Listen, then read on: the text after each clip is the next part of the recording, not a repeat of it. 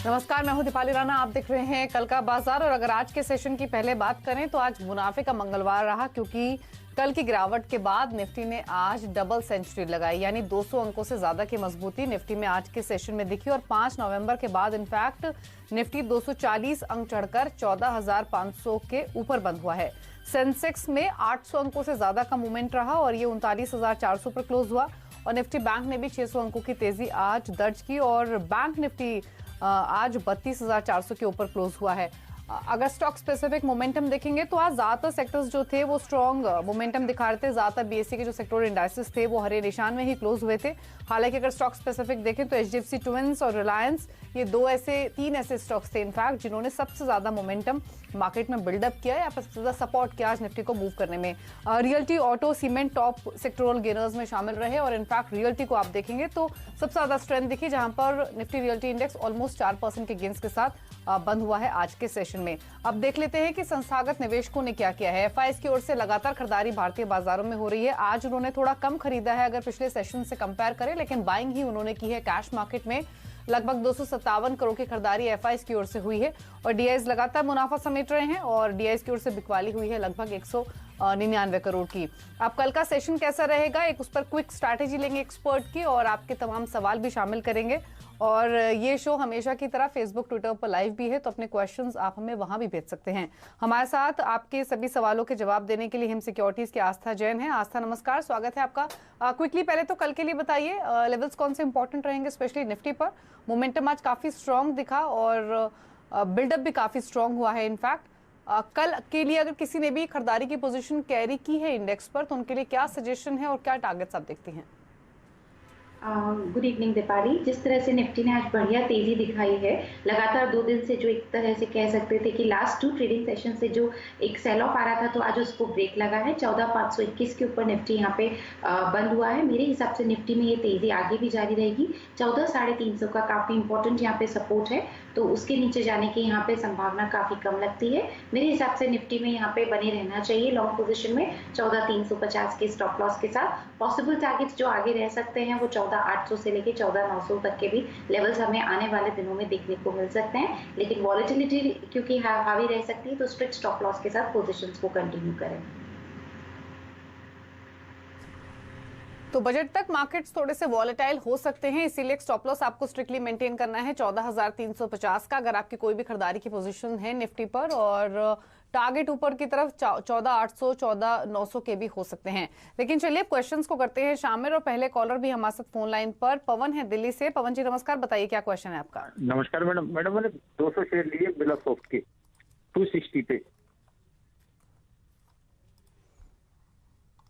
260 आपका purchasing price है, तो आपकी फिर ये हाल फिलहाल की बाइंग होगी लेवल देख के, तो यही लगता है क्योंकि हाइस पर ही आपने खरीदा है। जी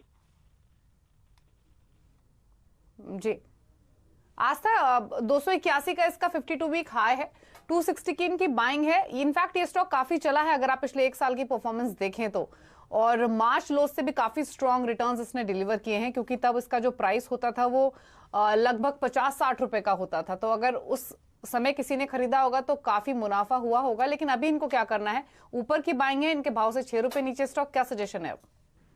बेसिकली दीपाली देखिए, जिस तरह से आईटी कंपनी यहाँ पे बढ़िया नतीजे पेश कर रही है और इनफैक्ट फ्यूचर आउटलुक भी काफी स्ट्रांग है, तो मेरे हिसाब से ये कंपनी भी काफी बढ़िया फंडामेंटली परफॉर्म करेगी। टेक्निकली अगर हम बात करें तो 230 का काफी इंपॉर्टेंट यहाँ पे एक सपोर्ट है, तो सलाह रहेगी कि उसी को एक स्टॉप लॉस बना के अपनी पोजिशन पे बने रहें। लास्ट 2 दिन से एक तरह से जो डाउनवर्ड मोमेंटम आ रहा था, आज हमने थोड़ी बहुत यहाँ पे तेजी देखी है, बट स्टिल 230 के स्टॉप लॉस के साथ मैं इनको बने रहने की सलाह दूंगी। पॉसिबल टारगेट्स रह सकते हैं 290 से 300 आने वाले दिन में। ठीक है, तो सजेशन आपके लिए यही है कि आप इसमें बने रहिए इस इन्वेस्टमेंट में और होल्ड कीजिए अपनी इस पोजीशन को। अगले कॉलर से बात करते हैं, उदय मेहरा है हमारे साथ दिल्ली से। उदय जी गुड इवनिंग, बताइए क्या सवाल है आपका? Good evening ma'am. मेरे पास में एलजी इक्विपमेंट है 179 पे 125 शेयर है मैम, और एक और स्टॉक है मैम मेरे पास में एसी का। ये मेरी परचेजिंग है इसकी 134 रुपए की। 100 शेयर है मेरे पास में। 134 रुपए के भाव पर कौन सा स्टॉक आपने लिया हुआ है? Action construction ma'am. Action construction, ठीक है, पूछ लेते हैं। ठीक है, आस्था एलगी इक्विपमेंट्स में तो इनको नुकसान हो रहा है क्योंकि इनकी बाइंग ऊपर की है। सिमिलरली एक्शन कंस्ट्रक्शन भी इन्होंने 52 वीक हाईस के आसपास ही लिया है क्योंकि 149 इसका 52 वीक हाई है और स्टॉक अब 129 पर आया है। तो लॉन्ग टर्म व्यू हो तो रख लें दोनों शेयर्स या कोई चेंज करे स्ट्रैटेजी? नहीं, स्ट्रैटेजी यहाँ पे चेंज करने की अभी सलाह नहीं रहेगी क्योंकि एलजी इक्विपमेंट में मेरे हिसाब से 158 का काफ़ी इंपॉर्टेंट यहाँ पे सपोर्ट है। उसके नीचे जाने के चांसेस काफ़ी कम लगते हैं।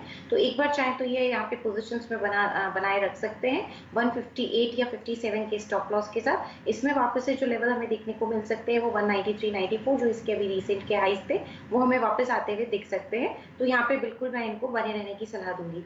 दूसरा सवाल इनका एक्शन कंस्ट्रक्शन इक्विपमेंट में था। एक्शन कंस्ट्रक्शन इक्विपमेंट की अगर हम बात करें दीपाली, तो सबसे पहले एक बार मैं वापस से इनकी बाइंग प्राइस जानना चाहूंगी, इन्होंने कितने में खरीदा है, क्योंकि आज के सत्र की हम बात करें तो थोड़ा सा यहाँ पे 140 की इन्होंने बाइंग बताई है आस्था एक्शन कंस्ट्रक्शन में। हाँ, तो यहाँ पे आज थोड़ी सी रिकवरी हमें देखने को मिली है, बट स्टिल थोड़ा सा इंतजार लंबा रहेगा। 140 की बाइंग है, वेट करना रहेगा। 110 का यहाँ पे एक इम्पोर्टेंट सपोर्ट है, डीप स्टॉप लॉस है, बट स्टिल मेरे हिसाब से बनाए रखना चाहिए। तो 110 के डीप स्टॉप लॉस के साथ पोजीशंस को कंटिन्यू करें। पहले जो लेवल्स हैं वो इनकी बाइंग के ही आ रहे हैं, दैट इज 145.46। उसके ऊपर गया तो 180 तक के भी स्तर हमें देखने को मिल सकते हैं। स्टॉप लॉस के साथ बने रहें एक्शन कंस्ट्रक्शन में। दोनों स्टॉक्स होल्ड करने की सलाह है, दोनों पर आपको स्टॉप लॉस दिए गए हैं। फेसबुक के जरिए आनंद ने एक सवाल भेजा है। रिलायंस के 50 शेयर इन्होंने खरीदे हुए आस्था, खरीदारी का भाव है इनका 1988 का और इनफैक्ट 22 तारीख को रिलायंस के रिजल्ट्स भी आने हैं और अच्छे नंबर्स कंपनी पोस्ट कर सकती है, ये एक्सपेक्टेशंस हैं। पिछले 2 दिनों में इनफैक्ट काफी स्ट्रांग मूव रिलायंस में रहा भी है। एक डिस्क्लोजर भी दे देते हैं साथ ही कि सीएनबीसी आवाज नेटवर्क 18 का हिस्सा है जिसका स्वामित्व रिलायंस इंडस्ट्रीज के पास है। क्या सजेशन आपका रहेगा रिलायंस पर आस्था? अच्छे प्रॉफिट्स में है, क्या करें? मेरे हिसाब से यहाँ पे नतीजे आने वाले हैं और यहाँ पे इनको प्रॉफिट भी हो रहा है, तो अगर थोड़ा सा शॉर्ट टर्म नजरिया रखते हैं तो थोड़ा सा बुक करें, बट रिमेनिंग पोजीशन को बिल्कुल मैं यहाँ पे इंटैक्ट रखने की सलाह दूंगी क्योंकि मेरे हिसाब से काफी लंबे टाइम से कंसोलिडेट हो रहा था और ये जो रेंज बन रही थी वो 1850 से लेके 2050 के बीच में थी। जिस तरह से इसने आज भी अच्छी तेजी का मूवमेंट दिखाया है, मेरे हिसाब से 2020-30 के ऊपर अगर इसने क्लोज किया आगे जाते हुए तो बढ़िया तेजी वापस से लौट के आएगी, जो स्टॉक को फिर से ऊपर में देखा जाए तो 2150-2190 तक के लेवल्स तक ले जा सकती है। लेकिन मार्केट्स में वॉलेटिलिटी ज्यादा है और शॉर्ट टर्म आउटलुक है, तो थोड़ा सा प्रॉफिट बुक करने की सलाह रहेगी, लेकिन रिमेनिंग पोजीशन को होल्ड करें स्टॉप लॉस के। और स्टॉप लॉस जो इसमें मैं यहाँ पे सजेस्ट करना चाहूंगी वो रहेगा तकरीबन यहाँ पे 1900 के आसपास का। ब्रिज है हमारे साथ फोन लाइन पर चंडीगढ़ से। ब्रिज नमस्कार, बताइए क्या सवाल है आपका? मैम मेरे पास एलजी फाइनेंस का है, 69 की बाइंग है मेरी और मैं कुछ इस स्टेज पे कुछ ऐड कर सकता हूँ इस प्राइस पे? पूछ लेते हैं आस्था से। आस्था, एल&टी फाइनेंस अच्छे लेवल पे इन्होंने एंट्री ली है क्योंकि 69 इनका परचेजिंग प्राइस है, 107 के आसपास ट्रेड कर रहा है। लेकिन सवाल यही है कि क्या इन लेवल्स पर और ऐड करनी चाहिए इनको पोजीशन या फिर नहीं? क्या सजेशन रहेगा आपका? बेसिकली दीपाली इसमें राइट इश्यू भी है और मेरे हिसाब से आज शायद एक्स राइट भी हुआ है, तो कल से हो सकता है हमें थोड़ा सा यहाँ पे प्राइजेस एडजस्ट या आने वाले दिनों में प्राइजेस एडजस्ट होती हुई नजर आए। मेरे हिसाब से और ऐड करने की अभी थोड़ी सी यहाँ पे जल्दबाजी ना करें, थोड़ा सा वेट करें, रिजल्ट्स आने के बाद और ऐड करें, लेकिन जो पोजीशंस ली हुई हैं उसको बिल्कुल यहाँ पे कंटिन्यू करने की मैं सलाह दूंगी। ठीक है, प्रसून है हमारे साथ फोन लाइन पर गोरखपुर उत्तर प्रदेश से। प्रसून जी गुड इवनिंग, सवाल बताइए अपना। मैम मेरे आईटीसी के 405 शेयर हैं, 173.51 की बाइंग है मेरी। लॉन्ग टर्म के हिसाब से बता दीजिए, मतलब होल्ड इट फॉर ईयर्स। पूछ लेते हैं आस्था से। आस्था, 1 साल का नजरिया है, 175 की बाइंग, आईटीसी फाइनली चला भी है इसीलिए मुनाफे में भी है। क्या करना चाहिए 1 साल के पर्सपेक्टिव से? बेसिकली देखा जाए दीपाली तो जो लॉन्ग टर्म का नजरिया उसमें 250 के ऊपर भी बहुत बढ़िया यहाँ पे तेजी बनेगी। 245 की मैं एग्जैक्ट लेवल्स की अगर बात करूं और पिछले कुछ क्वार्टर से या कहा जाए तो साल भर के अगर हम बात करें तो ये 130 से लेके 250 के बीच में भी यहाँ मूव करता हुआ नजर आ रहा था। मेरे हिसाब से लंबा इनका नजरिया है, तो बिल्कुल इंटैक्ट रखें अपनी पोजीशन को, ध्यान रखें। 250 के ऊपर गया तो स्टॉक और यहाँ पे बढ़िया रिटर्न दिखाता हुआ नजर आएगा, लेकिन पहले टारगेट 250 के रहेंगे क्योंकि इंपॉर्टेंट रेजिस्टेंस है। लॉन्ग टर्म के हिसाब से यहाँ पे मैं बने रहने की सलाह दूंगी। किसी ने ट्रेडिंग पर्सपेक्टिव से भी लिया है तो बने रह सकते हैं, लेकिन 195 का अगर कोई स्टॉप लॉस लगाना चाहता है तो 195 का लेवल काफी बढ़िया लगता है स्टॉप लॉस के तौर पे, तो उसमें एक स्टॉप लॉस लगा के अपनी पोजीशंस को यहाँ पे कंटिन्यू किया जा सकता है। तो अपने बाइंग प्राइस का स्टॉप लॉस लगा लीजिए और होल्ड कीजिए स्टॉक को, 1 साल का नजरिया है तो। फेसबुक के जरिए वर्मा ने सवाल भेजा है इंदौर से। भेलपन का सवाल है, बीएचईएल पर आस्था 40 रुपए के प्राइस पर इन्होंने 1000 शेयर खरीदे हुए हैं भेल के, क्या करना चाहिए इनको? काफी समय से इनफैक्ट 40 के आसपास ही घूम रहा है, 38, 39, 40 इसी रेंज में फंसा हुआ है, क्या स्ट्रैटेजी है इनके लिए? जी बिल्कुल, आज हमने यहाँ पे काफी अच्छा मूव बेल में देखा था। मेरे हिसाब से यहाँ पे अपनी पोजीशंस को कंटिन्यू कर सकते हैं। 43 का काफी इंपॉर्टेंट रेजिस्टेंस है, अगर उसके ऊपर ब्रेक हुआ तो जो हम एक रेंज की बात कर रहे हैं वो एक रेंज यहाँ पे ब्रेक होती हुई नजर आएगी, और ऊपर में जो स्टॉक प्राइसेस यहाँ पे जा सकती हैं वो तकरीबन यहाँ पे 50 से लेके 60 तक के लेवल्स तक भी जा सकते हैं। तो यहाँ पे बिल्कुल अपनी पोजीशंस को कंटिन्यू करना चाहिए। स्टॉप लॉस में देना चाहूंगी, स्ट्रिक्ट रहेगा 37 का।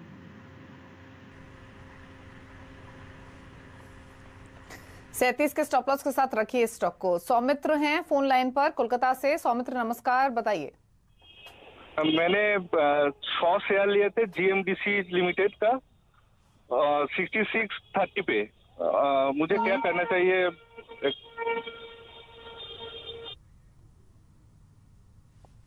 ठीक है, आपका ये शॉर्ट टर्म व्यू है या फिर इन्वेस्टमेंट पर्सपेक्टिव से आपने खरीदारी की है? हाँ जी।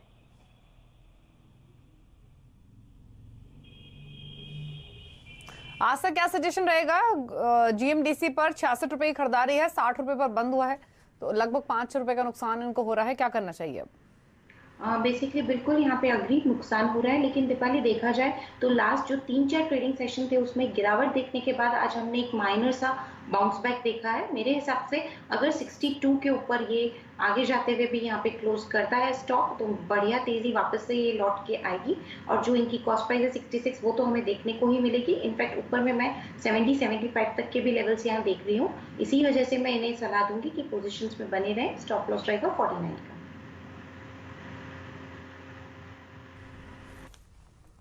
के नरिया हैं हमारे साथ फोन लाइन पर वडोदरा से। नरिया साहब नमस्कार, बताइए क्या सवाल है आपका? नमस्कार, मैं हूँ। मैंने पीटीसी इंडिया 1000 शेयर खरीदे थे 2018 में।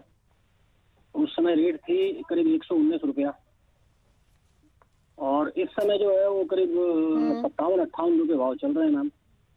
और इसका जो है वो आपके में मनी कंट्रोल के तो आपका 102 कैसे है फिर खरीदारी का भाव? आपने क्या एवरेज बाइंग भी की है? मैडम 119 रुपए में हमने खरीदा था 2018 में। अब एग्जैक्ट मुझे याद नहीं है कि अलग अलग टाइम में खरीदा होगा, लेकिन 119 रुपए के भाव में खरीदा था। मतलब इतना फॉर श्योर है कि 100 रुपए की आपकी है, आपकी ओवरऑल बाइंग? जी जी जी, 119 रुपए की मेरी कॉस्टिंग है।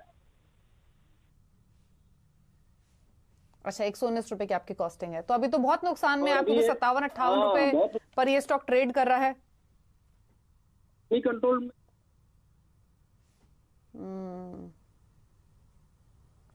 ठीक है, आस्था से पूछते हैं, वो आपकी मदद करेंगी। आस्था, अब इन्होंने पेशेंस दिखाया, उसके बावजूद भी ये नुकसान में है, क्योंकि 119 रुपए की ये खरीदारी बता रहे हैं, 57-58 पर स्टॉक अभी ट्रेड कर रहा है। अगर आपको लगता है कि स्टॉक को होल्ड करने में फायदा है, इनका नुकसान कम हो सकता है, तो क्या सजेस्ट आप करेंगे, या फिर इससे निकलकर कोई एक ऐसा स्टॉक ले जहां से इनके इस नुकसान की भरपाई हो सके? बताइए क्या सजेशन होगा इनके लिए? जी बिल्कुल, जैसा कि इन्होंने बोला 2018 में इन्होंने लिया था, तो उस साल का पूरा जो हाई था मैक्सिमम वो ही 122 रुपए था। तो इन्होंने बिल्कुल टॉप में लिया है, क्योंकि 119 की इन्होंने खरीद बोली है, तो एकदम टॉप में इन्होंने अपनी पोजीशन को लिया है, और इसी वजह से लगातार ये टूटा है। इन्होंने स्टॉप लॉस नहीं लगाया तो उसका ही ये खामियाजा भुगत रहे हैं। इनफैक्ट मैं कहना चाहूंगी कि एक साल में भी अगर हम इसका मूवमेंट देखते हैं तो 30 से लेके ये 70 रुपए के बीच में ही ऊपर नीचे कर रहा है। तो अभी तो जो इनके कॉस्ट प्राइस है उसको आने में काफी ज्यादा समय लग जाएगा। दो चॉइसेस हैं, लंबा ही इंतजार कर सकते हैं तो ही रखें, नहीं कर सकते नुकसान बुक कर सकते हैं तो थोड़ा तो जरूर नुकसान बुक करके निकल जाए, क्योंकि अभी भी कॉस्ट प्राइस आने के आसार तो नियर टर्म में लगते नहीं है, तो थोड़ा सा नुकसान बुक करें। उसकी जगह चाहें तो इन्फोसिस काफी ज्यादा मुझे पसंद आता है, थोड़ा सा भी डिप मिलता है तो लंबे समय के लिए इन्फोसिस लेके रख लें, नुकसान की भरपाई होती हुई नजर आएगी।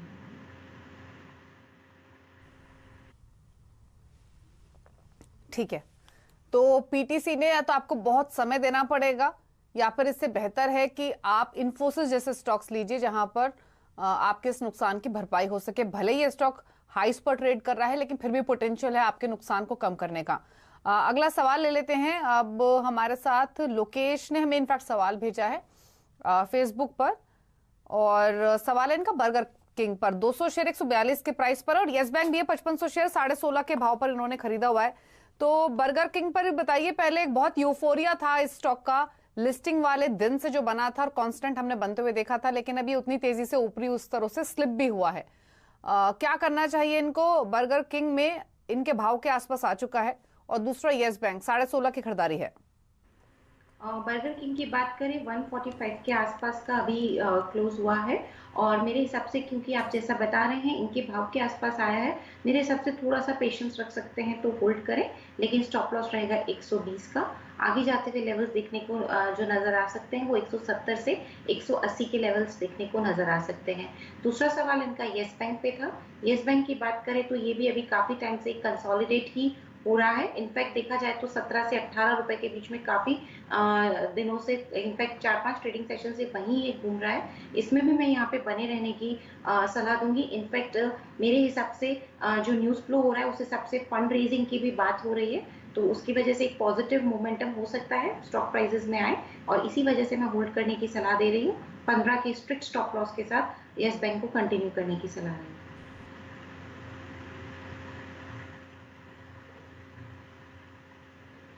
ये आपके लिए सजेशन है, बने रहिए अपने इस पोजीशन में। और यस बैंक इनफैक्ट आपके भाव से ऑलमोस्ट 1.5 रुपये ऊपर कारोबार भी कर रहा है, क्योंकि 18 के आसपास इस स्टॉक की आज क्लोजिंग हुई है 1.25% ऊपर।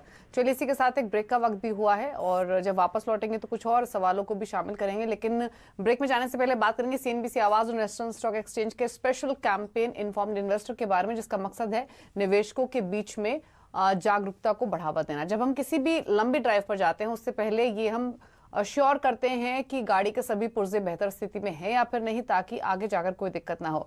उसी तरह हमें अपने निवेश को सुरक्षित रखने के लिए समय समय पर पावर ऑफ अटॉर्नी की जांच करने की जरूरत है। यदि आपके ब्रोकर की वजह से आपके डीमैट खाते में कोई खामी है तो आप मुसीबत में फंस सकते हैं। इसलिए आपको वक्त वक्त पर अपने डीमैट खाते को चेक करना चाहिए कि आपके जरिए खरीदे गए शेयर्स या फिर म्यूचुअल फंड यूनिट्स आपके ब्रोकर द्वारा आपके खाते में जमा किए गए हैं या फिर नहीं।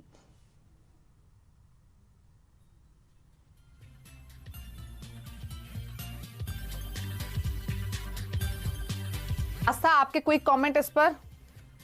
जी बिल्कुल, और हमने पास्ट में भी 1-2 इंसिडेंट ऐसे देखे हैं कि पावर ऑफ अटॉर्नी का थोड़ा सा गलत इस्तेमाल भी कभी हो सकता है, तो बिल्कुल हमें इस चीज़ में बहुत ज़्यादा ध्यान रखने चाहिए, और समय समय पे अपनी जो भी होल्डिंग्स हैं उसका एक हमें स्टेटमेंट लेते रहना चाहिए अपने ब्रोकर से। काफ़ी ज़्यादा ज़रूरी रहता है कि हम हमारी जो भी चीज़ें हैं यहाँ पे, जो भी स्टॉक हैं, शेयर्स हैं, म्यूचुअल फंड यूनिट हैं, उनकी ट्रैकिंग रखें प्रॉपरली, और वही हमें कोई भी यहाँ पे जो नुकसान है उससे बिल्कुल यहाँ पे सुरक्षा प्रदान कर सकता है। तो बिल्कुल रेगुलर यहाँ पे एक चेकिंग रहनी चाहिए अपनी होल्डिंग्स की। एक ब्रेक के लिए रुक रहे हैं, लौटेंगे तो कुछ और क्वेरीज को करेंगे शामिल। आप देखते रहिए कल का बाजार।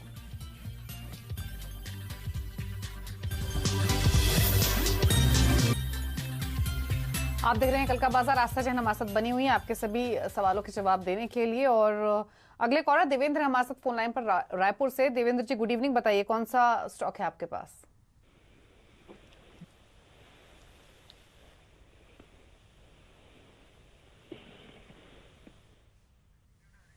चलिए, इनकी फोन लाइन डिस्कनेक्ट हो गई है शायद। आस्था, आइनॉक्स लीजर पर सवाल है। 200 शेयर्स 287 के प्राइस पर इन्होंने लिए हुए हैं, क्या करना चाहिए इनको? इनफैक्ट आइनॉक्स और पीवीआर काफी गिरे थे कोविड टाइम्स में, लेकिन उतनी शार्प रिकवरी भी बनी है। इनकी पोजीशन भी मुनाफे में है फिलहाल, क्या करना चाहिए?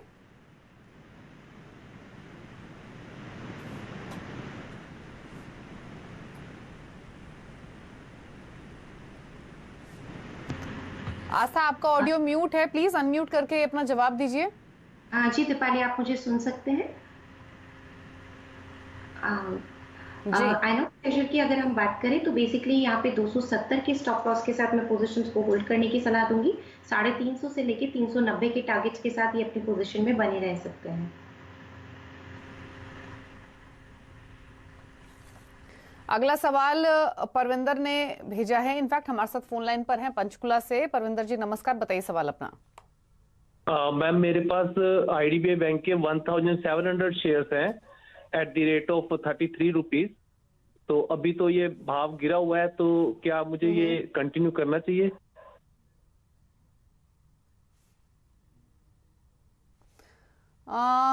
बताइए आस्था, क्या सजेशन रहेगा? 29 रुपए पर आ गया स्टॉक, 33 रुपए की इनकी खरीदारी है, तो होल्ड करें इसे या फिर नहीं? मेरे हिसाब से एग्जिट करना ज़्यादा बेहतर यहाँ पे ऑप्शन रहेगा, क्योंकि जिस तरह से लगातार लोअर लोज की फॉर्मेशन हो रही है, मुझे लगता है कि ये स्टॉक अगर ये जो टूट रहा है ये नीचे में एक बार 20-21 रुपए तक भी आ सकता है। तो सेफ अगर ये प्ले करना चाहते हैं तो एक बार एग्जिट कर जाएं। और यहाँ पे चाहे तो जिस तरह से IT कंपनीज काफ़ी बढ़िया लगती हैं, ऑल्दो सब अपने ऑल टाइम हाई पे ट्रेड कर रही हैं, बट मेरे हिसाब से कोई भी डिप्स आता है तो इनफैक्ट HCL टेक्नोलॉजी भी मुझे लॉन्ग टर्म के लिए बहुत ज़्यादा पसंद आता है, तो वहाँ पे भी एक पोजीशन बना सकते हैं। 1350 से लेके 1400 के लॉन्ग टर्म टारगेट्स में HCL टेक को यहाँ देना चाहूंगी, तो नुकसान की भरपाई करके दे सकता है HCL टेक। एग्जिट करें IDBI बैंक से और लंबे समय के लिए HCL टेक में निवेश करें। IDBI बैंक से निकलने की सलाह है और उसके बदले खरीदिए HCL टेक, जो आपके इस नुकसान की भरपाई कर सके और आपको अच्छा रिटर्न दे सके। फिलहाल इतने सवाल करेंगे शामिल। कोई क्विक डिस्क्लोजर आस्था आपकी ओर से? आज जो भी स्टॉक्स हमने डिस्कस किए हैं, मेरी पर्सनल होल्डिंग में कोई भी नहीं है, बट जो हम PMS चलाते हैं, टीम PMS, उसकी होल्डिंग में इनमें से कोई भी स्टॉक हो सकता है। धन्यवाद। शुक्रिया आपका इस शो का हिस्सा बनने के लिए और सभी स्टॉक्स पर अपनी राय देने के लिए। तो इसी के साथ कल का बाजार में तो इतना ही। लेकिन खबरों पर लगातार अपडेट के लिए CNBC आवाज से जुड़े रहिए, ट्विटर, फेसबुक और यूट्यूब के जरिए। नमस्कार।